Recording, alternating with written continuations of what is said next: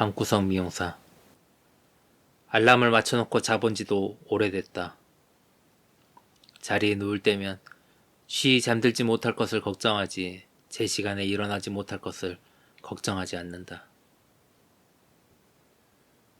눈을 뜨면 9시다.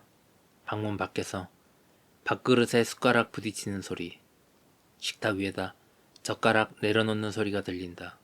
말소리는 없다. 그대로 자리에 누워서 핸드폰을 들여다본다. 주가 차트가 매일 조금씩 내 돈을 갉아먹는 모습을 잠자코 들여다본다. 화장실에 가느라고 방문을 나선다. 와서 밥 먹어라. 고개를 돌려 옆얼굴을 보여주며 어머니가 말한다. 어머니의 밥그릇 안에는 두어 숟갈이 남아있다. 늦은 아침을 먹고 산책을 나선다. 거실에는 아버지가 커트볼을 둘러쓰고 앉아있다. 그 뒤에 어머니가 가위를 들고 섰다. 아버지는 노안으로 걸음이 불편해져 머리를 자르러 나갈 수 없다.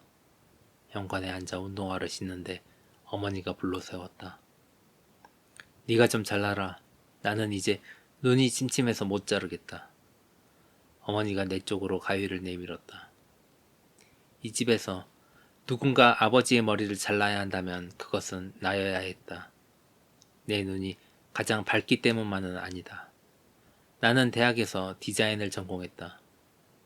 고등학교 때부터 미술학원에서 양감, 질감, 비례와 같은 조형 요소를 다루는 감각을 기르며 시간 안에 작품을 완성하는 훈련을 받았다. 네, 나는 한 발만 신었던 운동화를 벗고 현관에서 일어나 어머니께로 가서 가위를 받아들었다. 아버지의 등 뒤에 서서 머리에 가위를 갖다 댔다. 머리카락 자르는 게 뭐가 어렵나. 자기 눈에 뒤통수가 안 보이고 손이 안 닿으니까 남의 손에 맡기는 것뿐이다. 삐죽삐죽 튀어나온 옆머리부터 잘라나갔다. 옆머리에 푸르스름하게 살이 보이고 그것이 위로 갈수록 서서히 어두워지면서 반듯한 면이 나오면 완성이다. 뒷머리는 뭐 옆에 맞춰서 자르면 되겠지. 15분이나 지났을까 아버지의 머리가 들썩이기 시작했다. 가만히 있다고 해서 더 예쁘게 자를 수도 없었다. 오히려 앉은 사람이 본분을 다하지 않고 꼼지락거리는 것이 자격 없이 서 있는 사람의 마음을 편하게 해주었다. 지금부터는 잘못되면 모두 아버지 책임이다. 여기 조금 저기 조금 자르면서 내 가위는 아버지의 머리 위를 휘적거렸다. 못 나갔던 산책을 가위가 대신했다. 언제까지 자를래? 아버지가 짜증 섞인 목소리로 말했다. 당장이라도 커트볼을 벗어던질 기세다. 겨우 30분 지났다. 미술학원에서는 그림 한 장을 그리는데 3시간 30분이 주어졌다. 아버지는 도화지보다 참을성이 없었다. 자꾸 움직이시니까 자를 수가 없잖아요. 가만히 좀 계세요. 씩씩대는 아버지의 머리 위를 얼른 훑어보고 나는 다 끝났어요를 선언했다. 뒤통수에는 쥐파먹은 자리가 남았다. 거기를 말끔하게 만들자면 다시 30분 전으로 돌아가야 한다. 아버지는 60년 전 이등병 시절로 돌아가야 한다. 어머니가 부엌에서 고무장갑을 벗고 거실로 왔다. 어머니는 아버지의 뒤통수를 보고 흠칫 놀라더니 나를 돌아보고 소리 없이 웃었다. 그리고 페인 자리를 가려보려 손으로 덮었다가 그대로 쓸어내렸다. 말해 못하랴. 아들의 실수요 남편의 흉인 것을. 너무 예쁘게 잘 잘랐네. 일주일만 지나면 더 예뻐지겠다. 결과는 상관없었다. 어머니는 현관에서 나를 불러 세웠을 때부터 나에게 영영 가위를 넘겨버릴 작정이었다. 찰깍찰깍 가위 소리 퍼진다. 어머니의 말씀대로 일주일이 지나자 아버지의 머리는 더 예뻐졌다. 마치 흰눈이 내려 도시에 속하지 못한 것들을 슬며시 덮어주듯이 시간은 아버지의 머리를 길러 내 지난 잘못을 덮어주었다. 나는 매일 아침 식탁에 앉아 시간이 베푸는 용서의 드라마를 시청했다. 이윽고 온 세상이 흰 눈으로 덮였고 방정맞은 쥐가 다녀간 자리에도 흰색만이 남았다. 경의에 찬 눈길로 아버지의 머리를 바라보는 나를 보며 어머니는 거듭 내 솜씨를 칭찬했고 나는 내가 깎은 아버지의 머리를 칭찬했다. 죄책감에서 첫 발을 떼었던 눈의 여정은 일주일에 걸친 자기 체면 끝에 이윽고 자아도취에 도달했다. 아버지의 머리는 나의 피그말리온. 그것을 자른 나는 어머니의 피그말리온. 매일 아침 식탁에서 애정어린 격려의 연쇄작용이 일어났다. 나는 실제로 내가 머리를 잘 자른다고 믿기 시작했다. 나는 어머니께 당신의 머리도 잘라드리겠노라 호언했다. 돌파리의 그림자. 어머니는 선뜻 내게 머리를 맡겼다. 마침 동네 미용실에 다녀올 때마다 속상하던 차였다. 나는 아직 자격증만 없을 뿐인 미용사로 기꺼이 어머니의 등 뒤에 섰다. 어머니의 머리는 곱슬머리다. 그 수북한 모양이 마치 고등학교 교정의 울타리를 따라 둘러서 있던 향나무를 닮았다. 나는 계약을 앞둔 수기 아저씨가 되어 웃자란 향나무 가지를 쳐내듯 어머니의 곱슬머리에서 삐져나온 머리카락들을 잘라냈다. 위쪽이 풍성해 보이도록 아래쪽을 많이 잘랐다. 어머니는 전에 없던 스타일을 머리에 쓰고 전에 없이 환히 웃었다. 어느 날 같은 아파트에 사는 아주머니가 단지 안에서 종종 걸음으로 어머니를 따라와 불러세웠다. 머리가 너무 예쁘네요. 어디서 잘랐어요? 아주머니가 물었다. 네? 어머니는 머리가 예쁘다는 말을 한 번 더 듣고 싶어서 일부러 되물었다. 그것은 어머니의 스타일에 대한 칭찬이기 전에 아들의 솜씨에 대한 칭찬이었다. 어머니는 기어이 한 번 더 예쁘다는 말을 듣고서야 마땅히 누려야 할 우쭐함을 얹어 대답했다. 우리 아들이 잘라줬어요. 하지만 아들이 미용사냐고 아주머니가 대묻자 어머니는 말문이 막혀 얼버무리고는 황급히 집으로 돌아왔다. 모처럼 머리가 예쁘다는 말을 들은 어머니는 신이 나서 내게 말했다. 하지만 나는 그 이야기를 듣고 마냥 기뻐할 수 없었다. 마치 거짓말을 하다 들킨 것처럼 얼굴이 화끈거렸다. 설익은 재주로 애써 머리를 잘라주고 용케 예쁜 모양이 나와서 남에게 칭찬을 들어도 결국 나에게 주어진 것은 부끄러움이었다. 부끄러움은 돌파리의 그림자다. 그것은 앞으로 내가 아무리 많이 가위질을 한다 해도 나에게서 잘려나가지 않을 것이다. 사랑에 빠지면 못나진다. 차라리 미용사가 되었더라면 좋았을 것이다. 고등학교 1학년 때는 장래희망이 미용사였다. 우리 동네 미용실 아주머니는 특별히 나를 위해 밤에 미용실을 열어주고는 했다. 학교에서 집으로 돌아오는 2차선 도로 한쪽에 덩그러니 불이 켜졌다. 아무도 없는 미용실 안에서 그녀는 내 머리를 빗겨주며 학교 생활은 어떤지 안부를 물었다. 그녀에게 잘 보이고 싶은 마음에 예의를 지키면서 인상에 남을 대답을 찾느라 머릿속이 분주했다. 끝내 그런 멋진 대답을 내놓지는 못했지만 그녀가 나에게 물음을 건네고 내가 그녀에게 대답을 하는 것만으로 머리를 자르는 밤은 특별했다.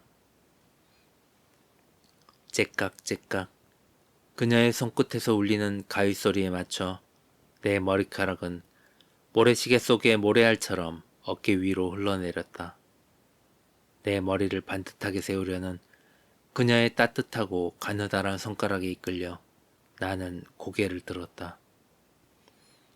눈을 감으면 뒤통수로 그녀의 폭신한 가슴을 느낄 수 있었다.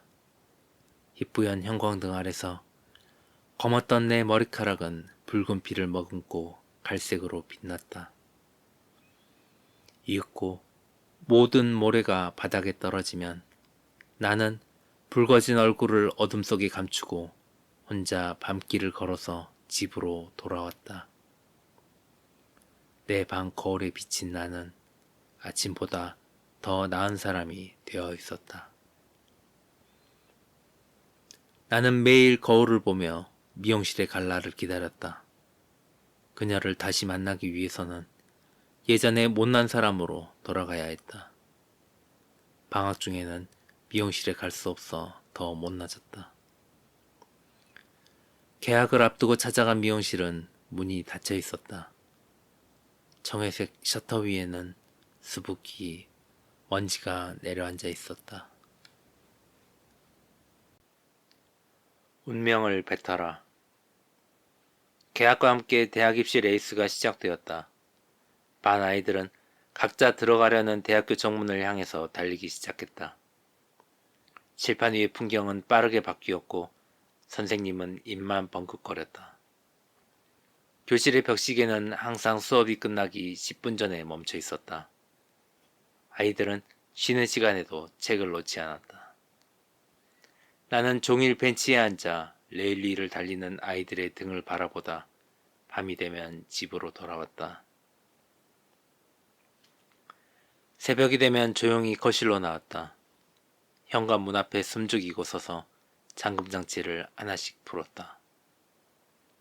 슬리퍼를 신고 집 밖으로 나왔다. 특별히 갈 데는 없었다. 새벽 공기를 마시면 숨이 쉬어졌다. 종종 2차선 도로를 따라 미용실까지 걸어갔다가 닫힌 문을 보고 돌아오곤 했다. 슈퍼마켓 커피 자판기 앞에 섰다. 동전을 넣으면 불이 켜진다. 블랙커피, 설탕커피, 밀크커피, 코코아, 율무차. 커피를 마시면 어른이 된다. 블랙커피를 마시면 잘 수 없다. 미지근한 밀크커피 한 잔을 쥐고 자판기 옆에 놓인 평상에 앉았다. 드물게 자동차가 나타나 새벽의 도로 위를 달렸다. 내 앞을 지나간 두 개의 헤드라이트가 저만 치서 하나의 소실점 속으로 사라졌다. 손안에 종이컵이 차갑게 식으면 잠들 자신이 생겼다. 그날도 평상에 앉아 새벽 공기를 마시고 집으로 돌아오는 길이었다.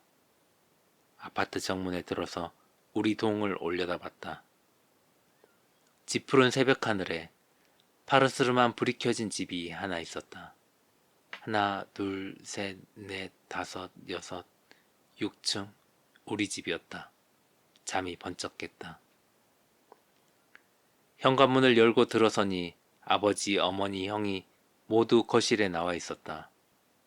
아무도 그러라고 말한 사람은 없었지만 나는 소파에 앉은 아버지 앞에 무릎을 꿇고 앉았다. 어디 갔다 왔느냐고 아버지가 물었다.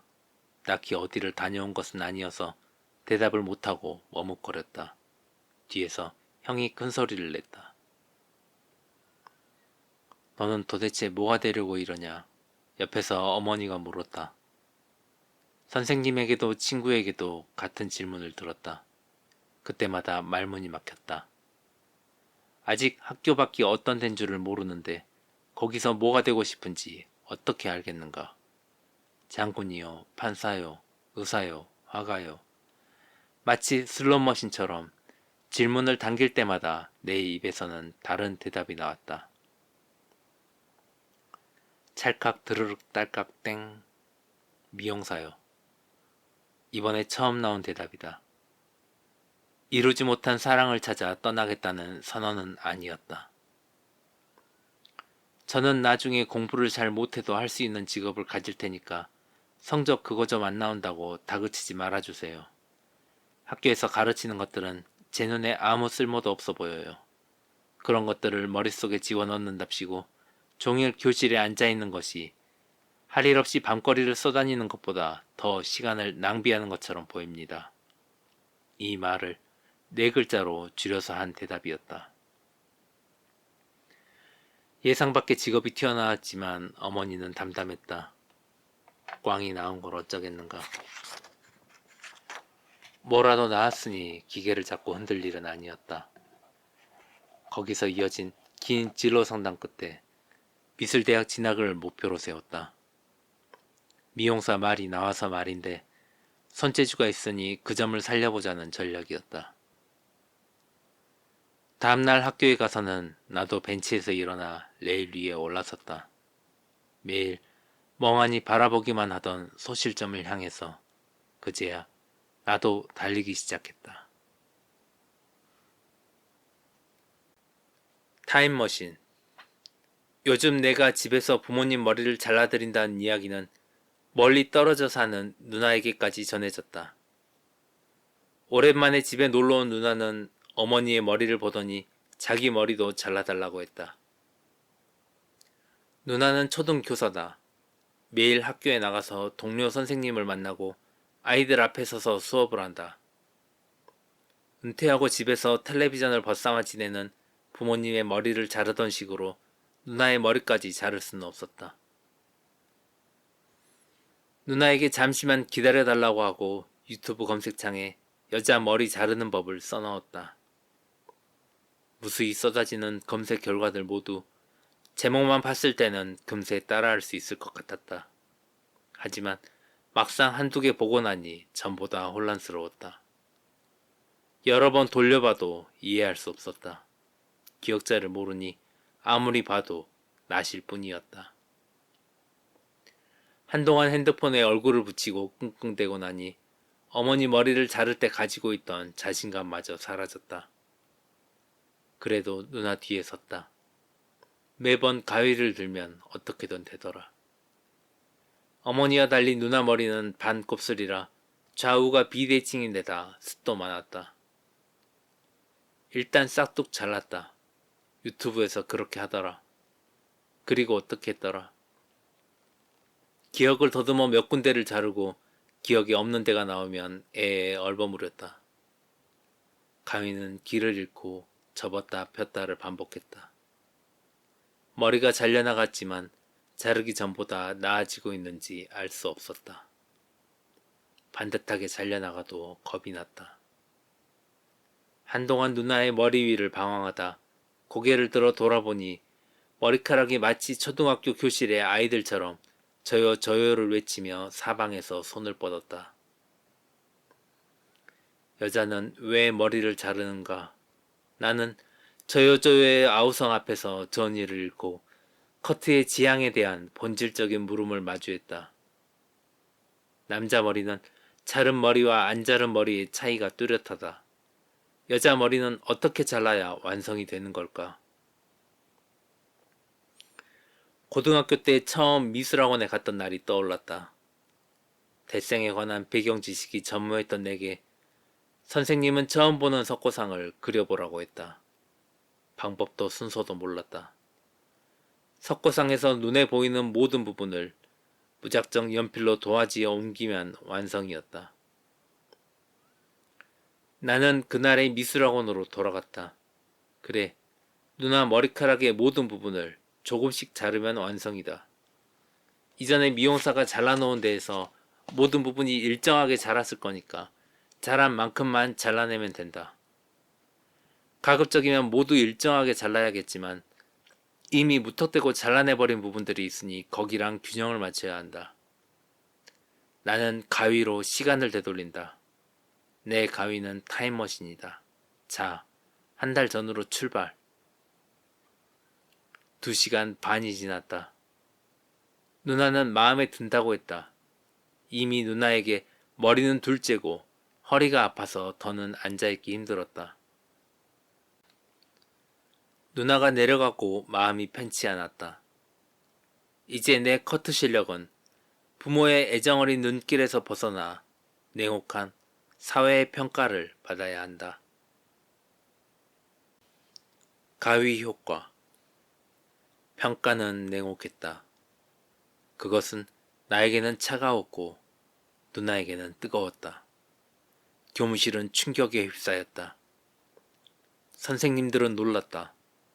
누나의 머리가 너무 짧아져서 놀랐고 그것을 자른 것이 남동생이라는데 놀랐고 동생에게 미용사 자격증이 없다는데 놀랐다.